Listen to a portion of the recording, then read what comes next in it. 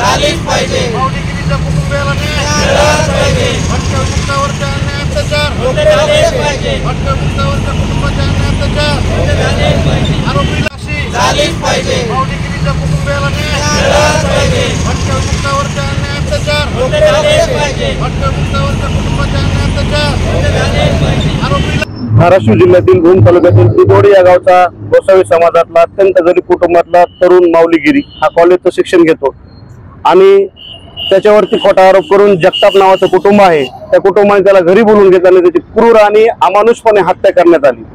फक्त हत्याच केली नाही तर एकदम अमानुष हत्या केली आणि त्याला जिथं मारलंय तिथून 30 किलोमीटर जंगलामध्ये नेऊन टाकलं आणि तो मेला असं सोडून दिलं। परंतु तिथल्या काही समाजसेवकाच्या लक्षात आलं की कोणतरी मृत अवस्थेत पडलेला आहे, म्हणून त्याला सोलापूरच्या अश्विनी हॉस्पिटलमध्ये दाखल करण्यात आलं आणि 8 ते 10 दिवसांमध्ये त्याचा शेवटी अंत झाला, मृत्यूची झुंज संपली। कारण एवढंच आहे की भटके विमुक्त गोसावी समाजातला हा तरुण आहे, याचा कोणी वाली नाही, म्हणून याला आपण काही केलं तरी जमतंय।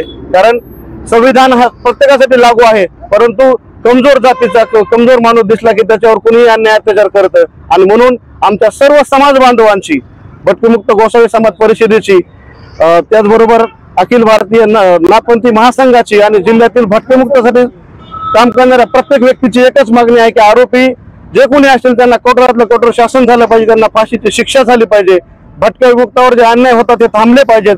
असे असंख्य माऊलीगिरी भविष्यात मरणार आहेत, याला जर संरक्षण नाही भेटलं, याचा जर कठोर न्याय नाही भेटला त्या कुटुंबाला तर अनेक माऊलीगिरी तयार होऊ शकतात।